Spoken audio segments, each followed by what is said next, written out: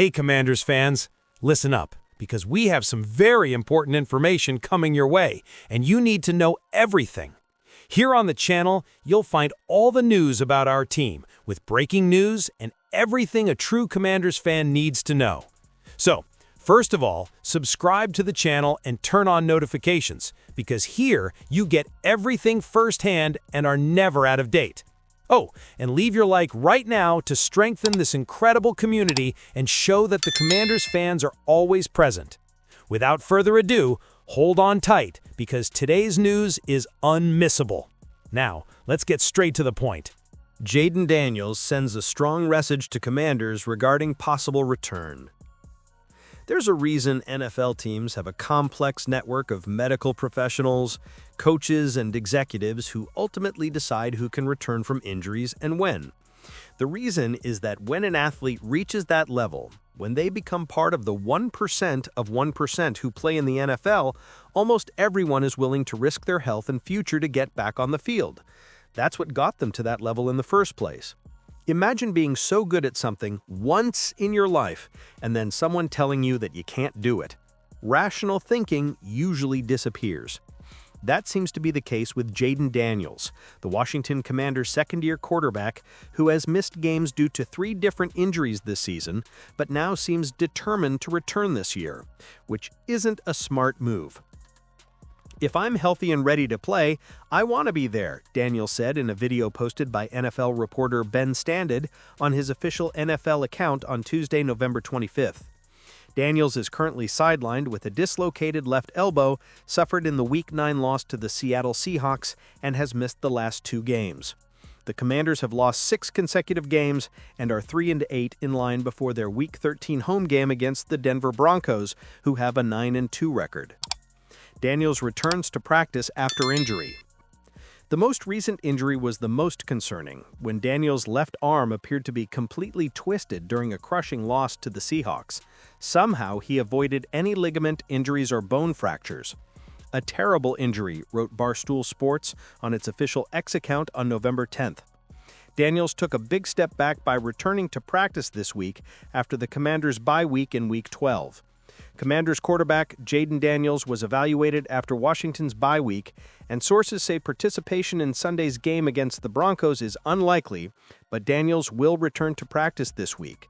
There is progress regarding his dislocated elbow. A scenario where playing Daniels makes sense. There is a scenario where the Commanders might want to bring Daniels back. The first part of that requires them to upset the Broncos in Week 13, something unlikely, but if they can, and Daniels is available to play in Week 14 on the road against the Minnesota Vikings, he would give them their best chance of winning. Dan Quinn just revealed the most encouraging update on Terry McLaurin. Things are looking up for Terry McLaurin.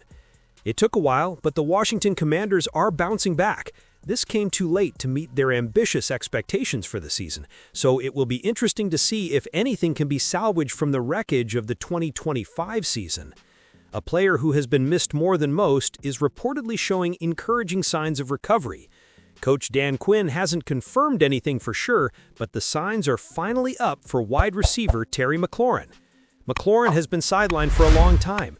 He suffered a quadriceps/hip flexor injury in Week 3 against the Las Vegas Raiders. The player, who was selected to the second All-Pro team, played only 1 game since his return before the complication started bothering him again. He hasn't been seen since, but an extended period of rest during the bye week seems to have helped him recover. The Commanders are acting with cautious optimism regarding Terry McLaurin's situation. Quinn revealed that McLaurin participated in Washington's light practice on Monday.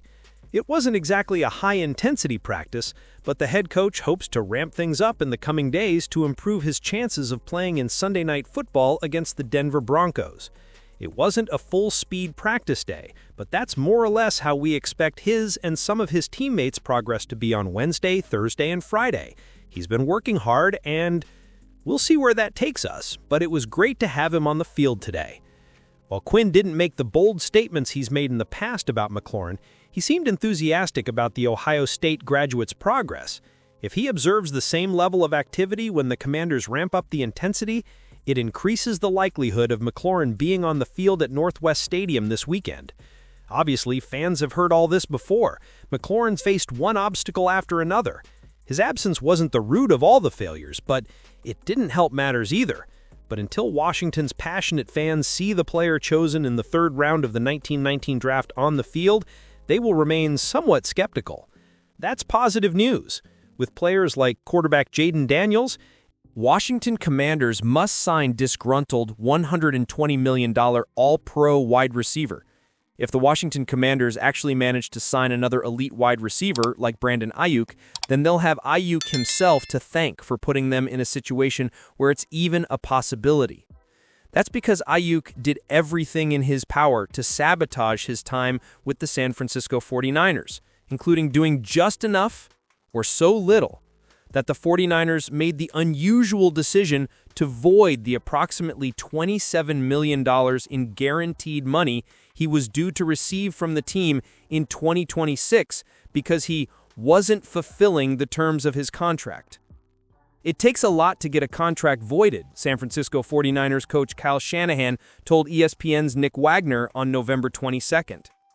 "I've never dealt with that in my career, and I've never been in a situation like that. It was unusual, but I can't get into that right now."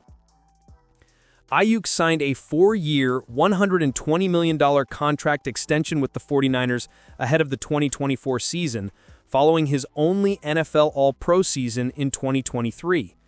With the partial termination of his contract, coupled with his poor production over the past 2 seasons, Aiyuk could now become a viable target for the Commanders in a future season, due to the significant devaluation of his game, if that even happens. Aiyuk tore his anterior cruciate ligament and medial collateral ligament in Week 7 of the 2024 regular season, and hasn't played a game for the 49ers since. An outright release, without any designation beyond June 1st, means the 49ers would incur a dead cost of $29.585 million, Wagner wrote. Beyond next season, Aiyuk has scheduled base salaries of $27.274 million in 2027 and $29.15 million in 2028. Why would the Commanders be a great option for Aiyuk? Mainly because his best friend is quarterback Jayden Daniels. "I'm going to lay out some facts," wrote Grant Paulson, host of DC Sports Radio, on his official X account. Aiyuk is best friends with Commanders quarterback Jayden Daniels. Adam Peters helped draft Aiyuk in San Francisco. Deebo Samuel will become a free agent this offseason, and the wide receiver position will be a big need. Washington High School will be keeping an eye on him. Aiyuk and Daniels have a bond that dates back to their college days. Daniels and Aiyuk were teammates for one season at Arizona State in 2019 when Daniels was a freshman and Aiyuk was a senior. This season ended up being the most important of Aiyuk's American football career in terms of his move to the NFL. That season, Aiyuk had an explosive performance with 65 receptions for 1,192 yards and 8 touchdowns with Daniels as his quarterback. Aiyuk finished with 1,870 total yards and was named to the All-Pac-12. This single season with Daniels propelled Aiyuk into the first round of the 2020 NFL Draft, where he was selected 25th overall by the 49ers.